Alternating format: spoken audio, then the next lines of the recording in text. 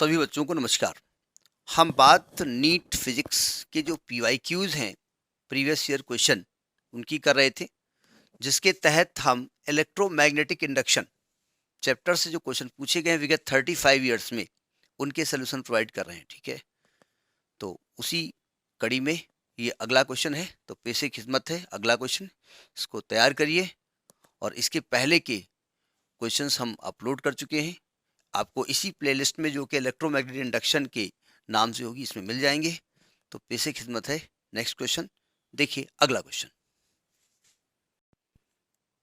देखिए, ये पीएमटी 2009 का क्वेश्चन है। जब तक हम क्वेश्चन पढ़ते हैं तब तक आप स्क्रीन पे क्वेश्चन देखिए, हम पीछे से बात कर रहे हैं।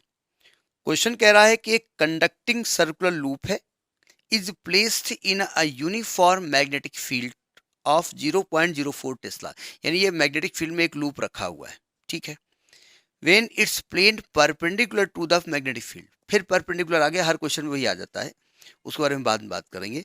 The radius of the loop start shrinking at 2 millimetre पर सेकेंड। इसका रेडियस श्रिंक करता है 2 मिलीमीटर पर सेकेंड।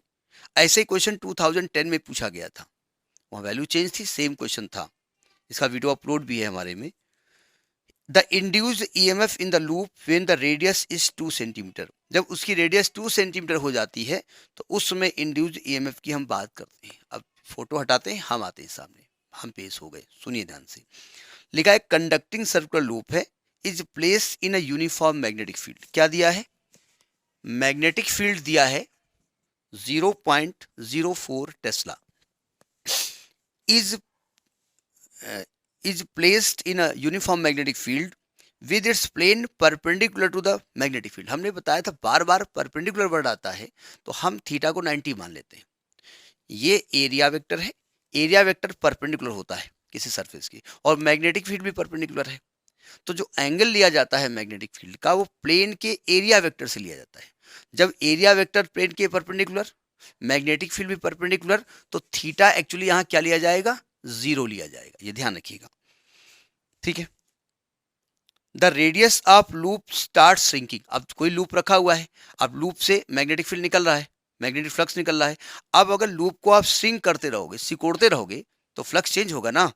तो जो रेडियस चेंज हो रही है टाइम के साथ साथ, वो हो गई dr/dt, rate of change of radius with respect to time.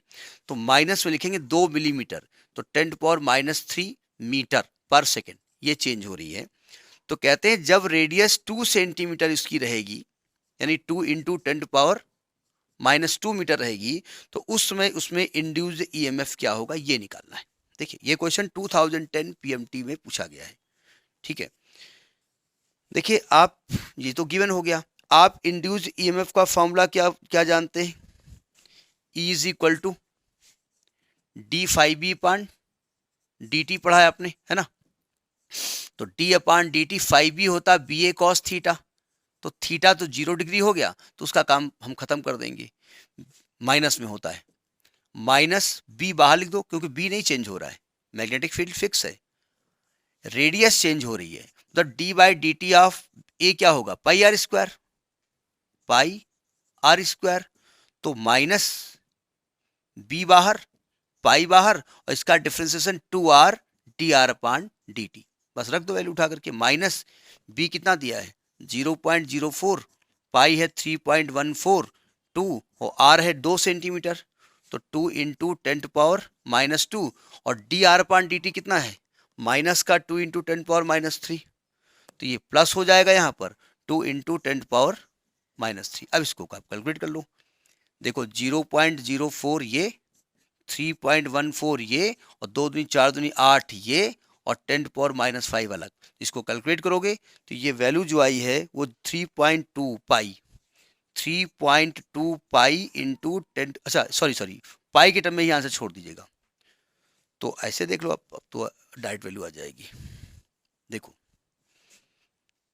8 चौक 32, तो 0.032 आ जाएगा। क्या लिख रहा हूँ भाई, 2 डिजिट बाद ही तो डेसिमल लगा है, तो 8 चौक 32 आएगा, यानी कि 0.32 इंटू पाई इंटू 10⁻⁵।